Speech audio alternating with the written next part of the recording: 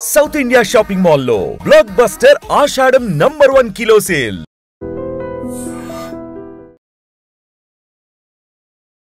నమస్తే, welcome to iDream social spotlight with Kavitha.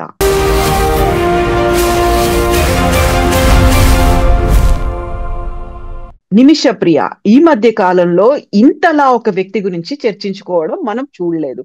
But నిమిష ప్రియ గురించి మాట్లాడుకోవాల్సింది ఏముంది, ఏం మిస్ అవుతోంది, మనం తెలుసుకోవాల్సింది ఏంటి, యాక్చువల్ గా లోపం, నిర్లక్ష్యం ఎక్కడ కనిపిస్తోంది? మనతో పాటుగా ఉన్నారు డాక్టర్ జయప్రకాష్ నారాయణ గారు. సార్ నమస్తే. సార్ నమస్తే కవిత.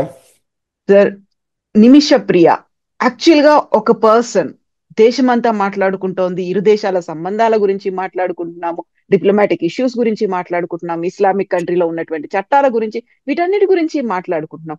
బట్ బేసిక్ గా ఉండేటువంటి కొన్ని థింగ్స్ ఉంటాయి సార్, వాటిని మర్చిపోతున్నామా? వాటి గురించి అసలు పట్టించుకోవట్లేదా మనం? చాలా కాలం క్రితం స్టాలిన్ ఒక మాట అన్నాడు,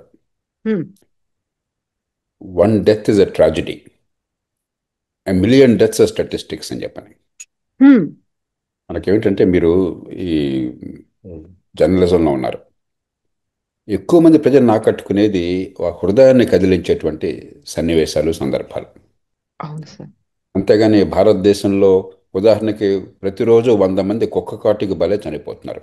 రోజుకు 100 మంది చనిపోతున్నారు. అవును. ప్రతిరోజు 100 మంది పాము కాటుకి బలే చనిపోతున్నారు. ఇవి గణాంకాలు, ఇవి అంతగా మనసుకు తాకవు. కానీ అదే హృదయ విదారకంగా ఒక మనిషి జీవితం గురించి, మనిషి పూర్వాపరార్థమయ్యి, ఆ మనిషి మన కుటుంబంలో భాగంగా మనం అనుకునే, ఉదాహరణకి ఇప్పుడు టీవీ సీరియల్స్ చూస్తాము. ఆ సీరియల్లో వాళ్ళు చూపెట్టే బాధలకి లక్షల మంది కన్నీళ్లు కరుస్తూ చూస్తుంటారు, కనెక్ట్ అయిపోతున్నారు. కనెక్ట్ మీరు కరెక్ట్ అయిన పదం అంటారు. ఆ కనెక్షన్ ఎప్పుడు వస్తుంది? మీడియా దృష్టి పడ్డప్పుడు, రెండు మన హృదయాన్ని కదిలించినప్పుడు. అంటే మనం వాళ్ళ జీవితంలో మనం చొరబడ్డాం, వాళ్ళ చెప్పుల్లో మనం కాలు పెట్టాం. కాబట్టి ఈ నిమిషప్రియ కేసు కూడా అలాంటిది.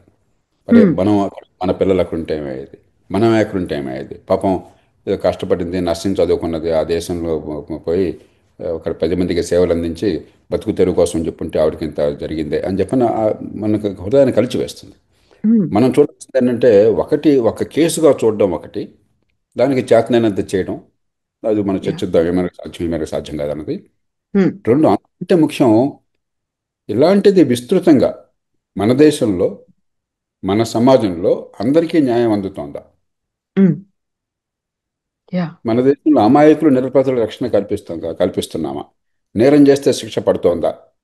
నేరన్యాయ వ్యవస్థ సరిగ్గా ఉందా? చట్టబద్ధ పాలన ఉందా? బడితున్న వాడిదే బర్రెగా ఉందా? డబ్బున్నోడికి ఒక న్యాయం, అధికారం ఉన్నోడికి న్యాయం, లేనివాడికి మరో న్యాయం అందుతుందా? దాన్ని మార్చడం ఎట్లా? కాబట్టి ఇంకో వేలెత్తి చూపెట్టడంతో పాటు మనం చెప్తారు కదా, 1 వేలు కనుక ఇతరులు చూపెడితే 4 వేలు మనం చూపెడతాయి. ఆత్మావలోకనకు కూడా ఇది అవకాశం. అంచేత నేను అనుకునేది, ఇలాంటి సందర్భాలు ఎప్పుడు కూడా సమాజంలో ఆలోచన పెంచడానికి ఉపయోగించుకోవాలి. ఊరికేదో సెన్సేషనలిజం చేసి 2 రోజుల పాటు ఆర్భాటం చేసి మర్చిపోవటం కాకుండా, దీని నుంచి మన పాఠాలు నేర్చుకోగలం, మన సమాజాన్ని ఏ రకంగా మార్చుకోగలం. సార్, ఇప్పుడు నిమిష ప్రియ వెళ్ళింది, తను చేసింది తప్ప ఒప్ప అనే దాంతో పాటుగా అక్కడున్నటువంటి చట్టాల గురించి మాట్లాడుకోవడం, కేవలం ఒక నిమిష ప్రియ గురించి ఇంతలా ఆలోచించి ఇంతలా చర్చిస్తున్నాము, డిప్లొమాటిక్ ఇష్యూస్, అక్కడ ఎంబసీలు ఏం చేస్తున్నాయని మాట్లాడుకుంటున్నాము. దెన్ వాట్ అబౌట్ అక్కడే ఉన్నటువంటి మన భారతీయులు దాదాపు 5,000 మంది దాకా ఉన్నారు అనుకుంటే, వాళ్ళ గురించి ఎందుకు మాట్లాడట్లేదు? ఇప్పుడు మనం బేరేజ్ వేసుకుంటే నిమిష ప్రియదే ఎక్కువ వెయిటేజ్ తో, ఎక్కువ ఎమోషన్ తో మనం కనెక్ట్ చేసుకుంటున్నామా? మిగతా 5,000 మంది మాట ఏంటి, వాళ్ళ పరిస్థితి ఏంటి అనేది వాదనలు వినిపిస్తున్నాయి సార్ ఇప్పుడు. ఇందాక మనం అనుకున్నట్టుగా కవిత, ఒక మనిషి జీవితం మనం స్పృశించినప్పుడు, మనం కనెక్ట్ అయినప్పుడు సహజంగా దృష్టి అనే ఉంటుంది.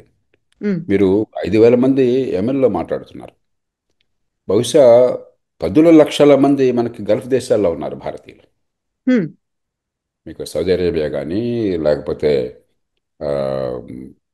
కువైట్ కానీ, ఖటార్ కానీ, యునైటెడ్ అరబ్ ఎమిరేట్స్, దుబాయ్, లేకపోతే అబుదాబి ఇలాంటి దేశాలు కానీ, ఇలా అన్ని దేశాలు కలిపితే 10,00,000 మంది భారతీయులు, ప్రవాస భారతీయులు ఆ దేశాల్లో ఉండి, మన దేశానికి లక్షల కోటాను కోట్ల డాలర్లు, ఏడాదికి సుమారుగా ఒక 100-120 బిలియన్ డాలర్లు, 12,000 కోట్ల డాలర్లు, 10,000 కోట్ల డాలర్లు ఏడాదికి మనకి రెమిటెన్సెస్ పంపిస్తున్నారు. ప్రధానంగా ఈ పేద దేశాల నుంచి, మరి పేదలు ఈ గల్ఫ్ దేశాలకు వెళ్ళిన వాళ్ళు అక్కడికి ఎక్కువ మంది పంపిస్తున్నారు. ఉమ్, కాబట్టి ఇది భారతీయులు, ఇలాంటి ప్రవాస భారతీయులందరికీ కొన్ని దేశాల్లో సమస్యలు ఉండొచ్చు. ఓ అమెరికా ఉందనుకోండి, బ్రిటన్ ఉందనుకోండి, మంచికో చెడుకో ఆ దేశాల్లో ఒక చట్టబద్ధ పాలన ఉందన్న నమ్మకం మనకున్నది. అవును. ఆ దేశాల్లో న్యాయం జరుగుతుంది, దానికి ఒక ప్రక్రియ ఉన్నది, కోర్టులు ఉన్నాయి, న్యాయస్థానం, మరి న్యాయవాదులు ఉన్నారు, ఒక పారదర్శకమైనటువంటి పద్ధతులు ఉన్నాయి నేర న్యాయ వ్యవస్థలో కానీ, లేకపోతే నేర విచారణలో కానీ, శిక్షల వేయటంలో కానీ. కాబట్టి అక్కడ అన్యాయం జరగదని నమ్మకం ఉన్నది. ఉమ్, కానీ కొన్ని దేశాల్లో ఏమవుతుంది, ఒక ఆటవిక న్యాయం ఇంకా నడుస్తుందన్న నమ్మకం మనలో ఉంది. మధ్యయుగాల ఆటవిక న్యాయం కొన్ని దేశాలు, ఉదాహరణకి ఇటీవల దాకా, ఇప్పుడు ఎందులో నాకు తెలియదు కానీ, చిన్న దొంగతనానికి కనుక చేసినట్టు రుజువు అయినట్టయితే చేతులు తీసేయటం, అంటే ఉమ్, మధ్యయుగాల్లో మన దేశంలో కూడా ఉండేదని చెప్తారు. ఉమ్, అవి మనకి సహజంగా వింటే మనకి ఒళ్ళు గగురు అవును. పడుతుంది. అవును. కాబట్టి ఈ దేశాల్లో అక్కడున్న ప్రత్యేక పరిస్థితుల వల్ల మనం ఏ రకంగా జాగ్రత్తలు తీసుకోవాలి. ఇప్పుడు దీనిలో మూడు అంశాలు మనం ఆలోచించాలి. మన సంగతికి వచ్చే ముందు, మన దేశం సంగతికి వచ్చే ముందు, మొట్టమొదటిది మరణశిక్ష అన్నది. మరణశిక్ష మనకు కూడా ఉందిగా, మన దేశంలో కూడా ఉందిగా. అవును. కాబట్టి ఒక హత్యా నేరానికి గనక అది రుజువైనట్టయితే మరణశిక్ష వద్దని మనం వాదించడం చాలా కష్టం. కాబట్టి ఉమ్, ఈ కేసులో మరణశిక్ష పడడం న్యాయమా కాదా, ఈ కేసులో క్షమాభిక్ష ఇవ్వచ్చా, అది వేరే విషయం. రెండో అంశం, ఇందాక నేను చెప్పినట్టుగా ఆటవిక న్యాయం ఉన్న చోట్ల, ముఖ్యంగా అక్కడ అస్థిరత్వం ఉన్నప్పుడు, ఉమ్, ఆ దేశాల్లో ఉదాహరణకి యెమెన్ కానీ, ఒమాన్ కానీ, మరికొన్ని దేశాలు కానీ, అక్కడ దాదాపు అంతర్యుద్ధ పరిస్థితులు ఉన్నాయి. అవును. ఆ, కాబట్టి అలాంటి పరిస్థితుల్లో భారతీయులు ముందుగానే మనం హెచ్చరించాలి, బాబు అక్కడికి వెళ్ళేట్టయితే ఈ సమస్యలు ఉన్నాయి, ఇది గుర్తించాలండి, కానీ ఊరికే బతుకు తెరువు కోసం చెప్పిన ప్రాణాలకు తెచ్చుకోవద్దని చెప్పిన ముందుగా భవిష్యత్తులో హెచ్చరించగలగాలి. ఆ ఉమ్, గైడెన్స్ ఉండాలి, కౌన్సిలింగ్ ఉండాలి. చాలామంది, ఆ మధ్య ఏదో సినిమా వచ్చింది షారుఖ్ ఖాన్తో అనుకుంటాను, బ్రిటన్కి వెళ్ళి అక్కడ బాగా బతకొచ్చని చెప్పి అనుకుని ఎంత దారుణానికి పాల్పడ్డారో, వాళ్ళు డంకీ సార్, అయ్యారో. డంకీ. ధంకి ఉమ్, ఎంత భయంకరమైన బాధలు అనుభవించారని చెప్పినది చూపెట్టారు. అవును. తెలియక అక్కడ బాగుంటుంది పరిస్థితులు, అక్కడ ఏదో పచ్చగా ఉంటుందన్న నమ్మకంతో, మరి అవును. పాశ్చాత్య దేశాలకేమో ఆ రకమైన తీరును హ్యూమన్ ట్రాఫికింగ్ గురవటం, లేకపోతే గల్ఫ్ దేశాలు మరో చోట మరో రకమైనది. ఖచ్చితంగా విదేశాలకు మనం వెళ్ళాలి, అక్కడ బతుకుతెరువు చూసుకోవాలి, నైపుణ్యాన్ని పొందాలి, డబ్బులు సంపాదించుకోవాలి, అక్కడున్న మంచిని మనం మన దేశానికి పంచాలి, మనకున్న శక్తిని ఉపయోగించి వాళ్ళకి సేవలు అందించాలి, అది కాదు అవసరం. కానీ ఎక్కడికి వెళుతున్నాం ఏమిటని చెప్పినది మనకి ఒక కౌన్సిలింగ్ కావాలి. ఈ ఉమ్, దేశం నుంచి వెళ్ళడానికి ఎక్కడ ఏ దేశంలో వెళితే ఏ పరిస్థితి ఉంటుంది, మీకు నిజంగా భవిష్యత్తు బాగుంటుందా లేదా, మీ డాక్యుమెంటేషన్ ఎట్లా ఉన్నది, అక్కడ ఏ రకమైన జాగ్రత్తలు తీసుకోవాలి. ఉదాహరణకి ఈ కేసులో చదువుకున్న నర్స్ అయినా కూడా పాస్పోర్ట్లు ఆ పార్ట్నర్, బిజినెస్ పార్ట్నర్కి ఇచ్చింది, ఆయన పాస్పోర్ట్ తిరిగి ఇవ్వనని చెప్పన్నాడు, కాబట్టి ఇదంతా జరిగిందని చెప్పి మనకు అవును. పత్రికల్లో వస్తుంది. మరి ఆ పాస్పోర్ట్లు ఇలాంటివి సమస్యలు రాకుండా ఏం చేయాలి, ఇవన్నీ మనం ముందుగా వరకు కౌన్సిలింగ్ చేయాలి మన ఉమ్, దేశంలో. ఇక మూడోది, మనం అమెరికా లాంటి దేశమైనా సరే, భారతదేశం వదిలేండి, ఇంకొక దేశంలో చట్టంలో ఏం చేస్తారన్నది మనం శాసించడం, ఒక పరిమితి దాటి మనం ఏం చేయలేం. అవును. ఇప్పుడు ప్రతి దేశానికి సార్వభౌమత్వం ఉన్నది, ఆ దేశానికి ఆ చట్టాలు ఉన్నాయి, ఆ ఉమ్, పద్ధతులు ఉన్నాయి.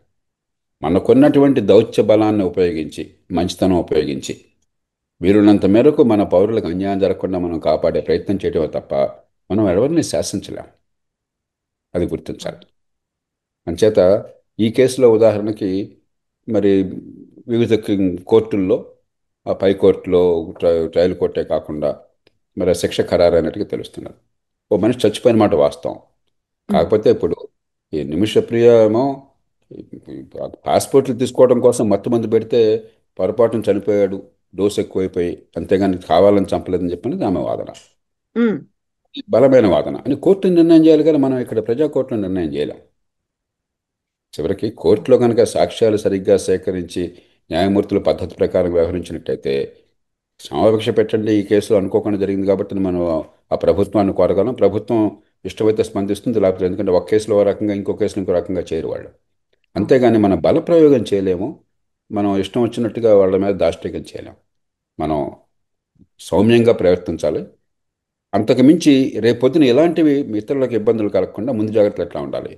అంతకంటే ముఖ్యం, మన దేశంలో అన్యాయానికి గురవుతున్న వాళ్ళు లక్షల మంది ఉన్నప్పుడు, ఉమ్, అన్యాయానికి గురి కాకుండా నేర న్యాయ వ్యవస్థను బాగు చేయడం ఎట్లాగా, నేర విచారణ బాగు చేయడం ఎట్లాగా, నేరం చేస్తే శిక్ష పడుతుందన్న భయం కలగాలి, అమాయకులకి రక్షణ ఉంటుందన్న విశ్వాసం కలగాలి. అలాంటి వ్యవస్థ మనకు పూర్తిగా లేదు. కాగితం మీద ఉన్నా, రాజ్యాంగపరంగా ఉన్నా, మరి స్వేచ్ఛాయుత సమాజమైనా ప్రజాస్వామ్యమైనా కూడా మన దగ్గర ఇంకా చట్టబద్ధ పాలన లేదు. దాన్ని ఎలా బాగు చేసుకోవాలి?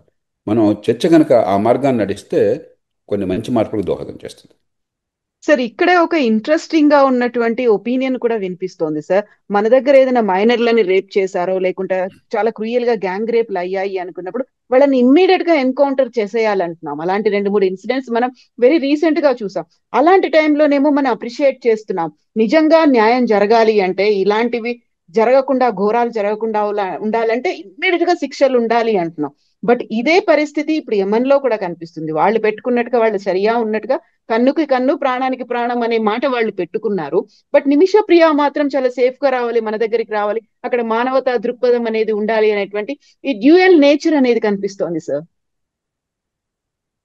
మీరు అన్నట్టుగా కవిత, దీనిలో రెండు అంశాలు ఉంటాయి. ఒకటి, ఆ దేశంలో మనకి ఇష్టం ఉన్నా లేకపోయినా కూడా హత్యా నేరానికి శిక్ష పడింది. ఉమ్, వాళ్ళ చట్టం ప్రకారం, వాళ్ళ సాక్ష్యాల ప్రకారం హత్య రుజువైందని చెప్పి వాళ్ళు భావిస్తున్నారు. కాబట్టి హత్యా నేరానికి శిక్ష పడ్డప్పుడు అలా శిక్షించడమే తప్పు, ఇది ఆటోక న్యాయం అని చెప్పి అన్నా. ఉమ్, ఒక పద్ధతి ప్రకారం జరిగింది. అదేంది లించింగ్ కాదు, లేకపోతే కోర్టులో విచారణ జరగకుండా కాల్చిపారేయటం కాదు. అవును. మన దేశంలో అడపదడప జరుగుతుంది ఏంటి? ఒక దారుణమైన సంఘటన జరిగితే సమాజం తీవ్రంగా స్పందిస్తుంది. ఉమ్, చట్టం మీద నమ్మకం లేకపోవటం చేత, చట్టబద్ధ పాలన ఉంటుందనే విశ్వాసం లేకపోవటం చేత, ఈ కోర్టుల్లో శిక్ష పడుతుంది దుర్మార్గులకి, ఇంత దారుణాలు చేసిన వాళ్ళకి చెప్పిన నమ్మకం లేకపోవటం చేత సమాజం నుంచి విపరీతమైన ఒత్తిడి వస్తుంది. ఉదాహరణకి మనం హైదరాబాద్లో చూసాం, ఆ దిశ దిశ కేసు. మనం కేసు. అవును. పిట్టలు కాల్చి కాల్చి పారేశారు. సరే, దుర్మార్గుల్ని, నరహంతకుల్ని, అంత దారుణమైన అత్యాచారం చేసిన వాళ్ళని చచ్చిపోతే మనం బాధపడక్కర్లా, కన్నీడు కార్చక్కర్లా. కానీ మన పద్ధతి లేకుండా, చట్టబద్ధ పాలన లేకుండా, కోర్టుల్లో విచారణ లేకుండా, పారదర్శకంగా నేరం చేశాడని రుజువు చేసే పద్ధతి, వేగంగా జరిగే పద్ధతి కాకుండా మనం ఒక కేసులో ఈ షార్ట్ కట్స్ తీసుకుంటే రేపు పొద్దున అమాయకులకి, మీకు నాకు శిక్ష పడుతుంది. ఉమ్, అధికారంలో ఉన్నవాడో, లేకపోతే పోలీస్ అధికారో, లేకపోతే రాజకీయంలో ఉన్నవాడు మీ మీద నా మీద కోపం వస్తే కాల్చిపారండి అని చెప్పి అంటాడు, ఏదో మన మీద కేసు బనాయిస్తాడు. ఉమ్, కాబట్టి ఎప్పుడైనా సరే చట్టాన్ని చేతుల్లోకి తీసుకోవడం, ఈ వెంజెన్స్, లా ఆఫ్ వెంజెన్స్ లేకపోతే లించింగ్, ఈ పద్ధతి తాత్కాలికంగా తృప్తి కలిగించవచ్చు బాగా ఆవేశం ఉన్నప్పుడు, కానీ ఉమ్, దీర్ఘకాలంలో సమాజాన్ని సర్వనాశనం చేస్తుంది. కాబట్టి అలాగని చెప్పిన మౌనం ఊరుకుంటే కాదు, వేగంగా, ఉదాహరణకి అలాంటి అత్యాచారం జరిగితే 1 నెల రోజుల్లో ఖచ్చితంగా శిక్ష పడుతుంది, తీవ్రమైన శిక్ష ఉంటుంది అన్న విశ్వాసం కలగాలి. ఆ ఉమ్, విశ్వాసాన్ని మనకు కలిగించట్లా. మహాత్మా గాంధీని చంపేస్తే సంవత్సరం లోపల శిక్ష పడింది. యా. రాజీవ్ గాంధీని చంపేస్తే, మాజీ ప్రధానమంత్రి, ఒక పెద్ద పార్టీ అగ్రనాయకుడు, 18 ఏళ్ళు పట్టింది శిక్ష అమలు కావడానికి. 1948లో మనం అంత వేగంగా చేయగలిగినప్పుడు ఉమ్, 2000 దశకం ఎందుకు చేయలేకపోయినాం? 90ల దశకం ఎందుకు చేయలేదు? 1990ల దశకం ఎందుకు చేయలేకపోయినాం? ఇప్పుడు ఉమ్, ఎందుకు చేయలేకపోతున్నాం? మన ఆత్మావలోకనం చేసుకోవాలి. కాబట్టి వేగంగా శిక్ష పడడం, నిష్పాక్షికంగా విచారణ జరగటం, నేరానికి తగ్గట్టుగా శిక్ష ఉండడం, ఆ విశ్వాసం సమాజానికి కలగకపోయినట్టయితే, మరి కొన్ని సందర్భాల్లో ఇప్పుడు దిశ కేసులో ఎందుకు మనం అంతా స్పందించాం? మన ఇంట్లో అవును. ఆడపిల్ల కావచ్చు, నా ఆడపడుచు కావచ్చు, నా కన్న కూతురు కావచ్చు, అవును. నాకు ఆప్తులైనటువంటి మరో మహిళ కావచ్చు, ఎవరికైనా జరగచ్చు కదా అలాగా. ఉమ్, ఆ భావం కలగగానే మనం వాళ్ళ చెప్పుల్లో మనం కాళ్ళు పెడతాం. వెంటనే అవును. మన మనసు విపరీతంగా స్పందిస్తుంది. అవును. మీరు ఇందాక అన్నారు, కనెక్ట్ వచ్చేస్తుంది. ఉమ్, అది వచ్చినప్పుడు సమాజం మరి నాకు కూడా, మీకు కూడా అనిపిస్తుంది. కొన్ని సినిమాలు చూస్తే అనిపించదు, వీళ్ళని భయంకరమైన నేరాలు చూపెట్టాడు అనుకోండి, వాడిని నిజమే. చంపేయాలని మీకు అనిపించదు. అవును. హీరో వాడిని చావగొడితే మనకు సంతోషం కలగదు. అది మానవ సహజం. కానీ పరిష్కారం అది కాదాలదు. వేగంగా, కఠినంగా, ఖచ్చితంగా శిక్ష పడుతుందనే విశ్వాసం కావాలి నేరం చేస్తే. మనకు ఆ న్యాయ వ్యవస్థ, పోలీస్ యంత్రాంగం, ఫారెన్సిక్స్లో పాడులో మన దేశంలో, దేశం మొత్తంలో 2-3 వేల కేసులు మనం చేస్తే డిఎన్ఏ అనాలిసిస్ గొప్ప విషయం ఇంత పెద్ద దేశంలో. అది డిఎన్ఏ అనాలిసిస్ పంపిస్తే ఏళ్ల తరబడి పడుతుంది. ఏ రకమైన టెక్నాలజీ లేకుండా బాధి పారేసి, వాడు భయపడిపోయో, వాడు అమాయకుడై ఉండో, లేకపోతే వాడికి బలహీనుడై ఉండో, వాడు ఒప్పేసుకుంటే నేరం చేశాలని శిక్ష పడడం తప్పితే, 100 కేసుల్లో మన దేశంలో శిక్ష పడుతున్నది 10-11 కేసులు మాత్రమే, వాళ్ళు నేరం చేసామని ఒప్పుకుంటే తప్ప. ప్రాసిక్యూషన్ చాలా పేలవమైనది, బలహీనమైనది. ఇక న్యాయస్థానాల విషయం చెప్పనక్కర్లేదు. న్యాయస్థానాల సంఖ్య చాలదు, న్యాయ పద్ధతులు చెప్పనక్కర్లేదు. వాయిదాల మీద వాయిదాలు. ఇవన్నీ కూడా మనం తెచ్చిపెట్టుకున్నాయి. వీటిని ఉమ్, మార్చాలి. ఇది ఒక్క రోజున ఒక ఆదేశం ఇస్తే నువ్వు తుపాకీ తోటతోనో లేకపోతే ఒక పెద్ద భీకర ప్రకటనతోనో మారేది కాదు. ప్రతి విషయం కూలంకషంగా 5 అంశాలు ఉన్నాయి: పోలీస్, ఫారెన్సిక్స్, ప్రాసిక్యూషన్, ప్రొసీజర్స్, చివరికి న్యాయస్థానాలు. ఈ 5 కూడా సమూలంగా మార్చాలి. చాలా ఉమ్, కాలంగా అలాంటి వాళ్ళు వాదిస్తున్నాం. దానిలో భాగంగానే ఉదాహరణకి చిన్న చిన్న కేసులైనా కనీసం కోర్టుల మీద ఒత్తిడి లేకుండా చేయాలని చెప్పంటే స్థానిక న్యాయాలయాల చట్టం నేను తీసుకొచ్చాను. ప్రజాస్వామ్య పీఠం తరఫున 2005లో ప్రారంభమయ్యి ఆ చట్టం వచ్చింది, 2009కి వచ్చింది. కానీ స్థానిక న్యాయాలయాలు అమలైనయా? ఆంధ్రప్రదేశ్, తెలంగాణలో ఉదాహరణకు ఉన్నాయా? ఉమ్, అసెంబ్లీలో ఉండగా ప్రతి సందర్భంలో దాని గురించి మాట్లాడేవాడిని. మనం పెట్టాం ఎప్పటికైనా? కనీసం చిన్న కేసులన్నా అక్కడ అయిపోయినట్టయితే పెద్ద కేసుల మీద మనం దృష్టి పెట్టచ్చు. యా, మామూలు న్యాయస్థానాలు వేగంగా పని జరగచ్చు. మనకు 4 లక్షల జైలు సెల్స్ ఉంటే భారతదేశం మొత్తంలో 65-70% అండర్ ట్రయల్స్, నేర ఉమ్, విచారణలో ఉన్నవాళ్ళు, శిక్ష పడ్డవాళ్ళు కాదు. ఎందుకు అలా ఉండాలి? అంటే మీకు డబ్బు లేకపోతే చిన్న నేరం చేసినా నెల తరబడి జైల్లో మగ్గుతారు. డబ్బు ఉంటే, అధికారం ఉంటే హత్య చేసినా కూడా మీరు ఐసీయూలో 5 స్టార్ హాస్పిటల్లో ఉంటారు. ఉమ్, అరెస్ట్ అంటూ అయితే అరెస్ట్ కారు అసలు. అక్కడ దాకా రాదు. సాక్ష్యాలు మాయం చేస్తారు. వాళ్ళలో కొంతమంది వాళ్ళే అధికారంలో ఉన్నారు, లేకపోతే అధికారుల్ని శాసించగలరు. ఉమ్, మరి ఇలాంటి దేశంలో చట్టబద్ధ పాలన తీసుకురాకపోయినట్టయితే ప్రజల్లో ఆవేశం వస్తుంది. కానీ ఆవేశాన్ని ఎలా తృప్తిపరచడం మార్గం కాదు. ఈ చట్టబద్ధ పాలన బాగు చేయాలి. ప్రతి అంశాన్ని కూలంకషంగా చేయాలి. ఎన్నో సందర్భాలు, ఉదాహరణకి ప్రజాస్వామ్య పీఠం 9 రోజుల పాటు ఒక సమగ్రమైన అధ్యయనం చేసి ఒక నివేదిక బయలువరించింది. ఏం చేయాలి ప్రతి అంశంలో మన చట్టబద్ధ పాలనలో. 62 ప్రముఖులైనటువంటి న్యాయ కోవిదులు ప్రపంచం మొత్తం నుంచి, మన దేశం నుంచి, సుప్రీంకోర్టు న్యాయమూర్తుల దగ్గర నుంచి అందరూ పాల్గొన్నారు. విజ్ఞత గల వాళ్ళ దగ్గర సమాచారం ఉంది, ఏం చేయాలో తెలుసు. కానీ ఉమ్, నివేదికలన్నీ ఊరికి అక్కడ బుట్టదాఖలు చేస్తున్నాం. నేనే పరిపాలనా సంస్కరణ సంఘంలో ప్రత్యేకంగా ఈ నివేదిక అంతా నేను రూపొందించాను. ఈ న్యాయ వ్యవస్థను ఎట్లా మార్చాలి ఏంటని చెప్పాను. యా. కాబట్టి పరిష్కారాలు ఉన్నాయి. మనం దాని మీద దృష్టి పెట్టకుండా ఆవేశం ఓ పక్కన, ఆర్భాటం మరో పక్కన. ఈ ఆవేశం ఆర్భాటం ప్రయోజనం లేదు. కొంచెం నింపాదిగా, లోతుగా ఆలోచించి చిత్తశుద్ధితో మార్పులు తీసుకురావాలి. సరే, ఇప్పుడు నిమిష ప్రియ కేసుకు సంబంధించి ఆమె ఆత్మరక్షణ కోసం తన్ని చంపలేదు అనే ఒక మాటతో పాటుగా అనివార్యమైనటువంటి పరిస్థితులు ఉన్నాయి కాబట్టి పాస్పోర్ట్ తీసుకోవడానికి, కాబట్టి తనకి సెడేషన్ ఏదో ఇచ్చింది, అది ఓవర్డోస్ అయింది, ఆయన చంపేశారు అనే దాంతో పాటుగా ఇంకా తను అక్కడ ఒంటరి మహిళగా ఉంది, తను రెగ్యులర్ గా అబ్యూస్ చేస్తున్నాడు లేకుంటే అఘాయిత్యాలు చేస్తున్నాడు కాబట్టి తప్పించుకునే ప్రయత్నం అనేది, ఇవన్నీ ఇన్ని రకాలుగా వాదనలు ఉన్నాయి సార్. ఇప్పుడైతే పోస్ట్ పోన్ అయ్యింది, వాయిదా వేశారు తప్ప రద్దయిందని చెప్పలేదు. అది రద్దవుతే ఏం జరుగుతుంది అనేది కూడా తెలియదు. బ్లడ్ మనీ తీసుకోవడానికి ఫ్యామిలీ ఒప్పుకోవట్లేదు, అసలు బ్లడ్ మనీ కాన్సెప్టే మా దగ్గర రాలేదు. ఇన్ని డిఫరెంట్ వర్షన్స్ ఉన్నప్పుడు మీ ఎక్స్పీరియన్స్ లో ఏం జరుగుతుందని అనుకుంటున్నారు సార్ నిమిష ప్రియ కేసు? ఒకటి, నాకు అంత అనుభవం లేదు కాబట్టి నా అనుభవం ప్రకారం చెప్తున్నాను అనుకోను. కానీ ఉన్న వివరాలను బట్టి మాకు అర్థం, దాన్ని బట్టి కోర్టుల్లో ఇక మార్పు వచ్చే అవకాశం లేదు. ఉమ్, అన్ని కోర్టుల్లో ప్రయత్నం చేశారు. కోర్టులు, కింద కోర్టులు అటు పై కోర్టులు అన్ని ఖరారు చేసినాయి. కాబట్టి రెండే మార్గాలు కనిపిస్తున్నాయి. ఒకటి, ప్రభుత్వం ప్రతి దేశంలో కూడా సార్వభౌమాధికారం ఉన్న ప్రభుత్వాధినేతకి క్షమాభిక్ష ప్రసాదించేటువంటి హక్కు ఉన్నది, ఉమ్, అధికారం ఉన్నది. లేకపోతే ఉరి శిక్ష బదులు ఆ, ఖైదు శిక్ష, జైలు శిక్ష వేసే అధికారం ఉన్నది. ఆ ప్రభుత్వం గనక మరి ఈ కేసులో ప్రత్యేకంగా ఉన్న సందర్భాన్ని బట్టి, రెండు భారతదేశంతో ఉన్న సంబంధాలను బట్టి క్షమాభిక్ష పెడదామని చెప్పి అనుకుంటే ఒక మార్గం. ఉమ్, అది కూడా ఒక స్థాయి వరకే. ఇప్పుడు ఆ దేశం ఒక సుస్థిర పరిస్థితులు లేవు అక్కడ. ఉమ్, ఇప్పుడు ఈ గల్ఫ్ దేశాలు, అరబ్ దేశాలైనా కూడా సుస్థిర పరిస్థితుల నుండి మన దేశంతో మంచి సంబంధాలు ఉన్నాయనుకోండి, ఆర్థిక సంబంధాలు, సామాజిక సంబంధాలు, దౌత్య సంబంధాలు. అప్పుడు ఒక కేసు విషయంలో ఇంత గట్టిగా పట్టుబడకుండా వాళ్ళు కూడా ఆ, భారతదేశంతో సంబంధాలు ముఖ్యం కాబట్టి అని చెప్పని భావం ఉండొచ్చు. మనకి ఆ, ఒమాన్, మనకి యెమెన్తో అలాంటి సంబంధాలు అంత గట్టిగా లేవు. ఎందుకంటే అక్కడ ఉమ్, అసలు పెద్ద సుస్థిర పాలన లేదు, అంతర్యుద్ధం గురవుతున్నది, ఒక గందరగోళం ఉన్న పరిస్థితులు.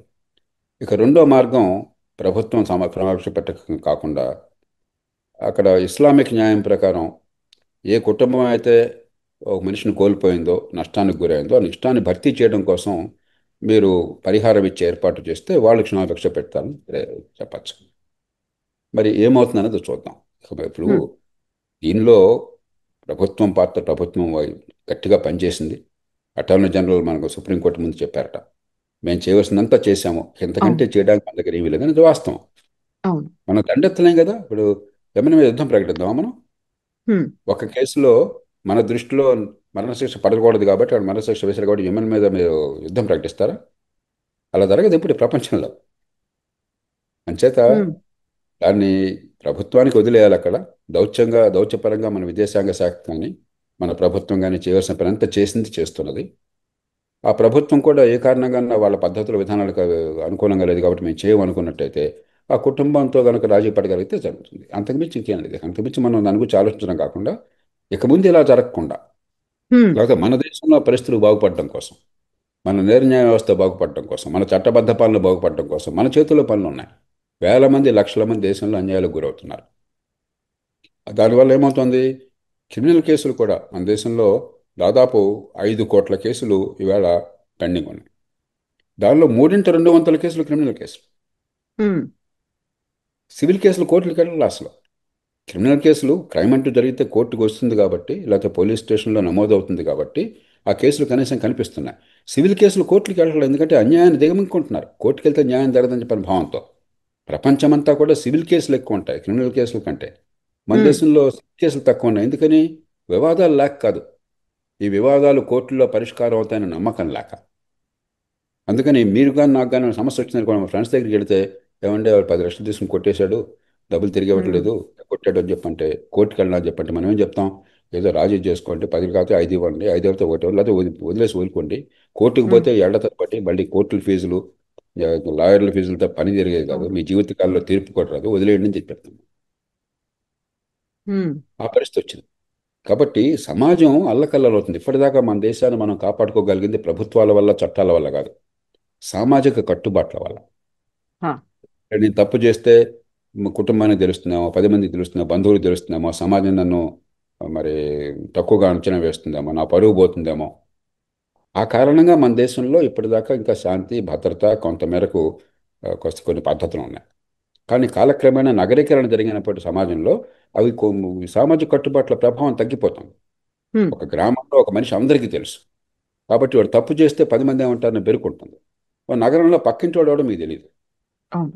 కానీ తప్పు తప్పు చేస్తే ఏమనుకుంటారు? వెరపెందుకుంటుంది? ఉండదు. కాబట్టి సామాజిక కట్టుబాట్ల ప్రభావం వల్ల సమాజం నిలబడడం, శాంతి నిలబడడం కష్టం. అందుకనే చట్టబద్ధ పాలన బలోపేతం చేయడం చాలా అవసరం, కీలక అవసరం. చేయకపోతే నగరాలు ఎప్పటికీ చూస్తున్నాం, పూర్వంలా కాకుండా కొంచెం నేరాలు పెరుగుతుంది. హ్మ్. ఇప్పుడు ఉదాహరణకి అవును. ఎన్నో కేసుల్లో హైదరాబాద్లో చదువుకుంటున్న కుర్రాళ్ళు కూడా మోటార్ సైకిల్ మీద వెళ్ళి ఆడపిల్లల మెడలో ఉన్న నగలు అలా బలవంతంగా లాక్కెళ్ళిపోయారని చెప్పిన మనం ఎన్నో, ఇవన్నీ ఇదే గ్రామంలో జరిగేది కాదు. ఆ కుర్రాళ్ళు అందరికీ తెలుసు ఆ ఊళ్ళో.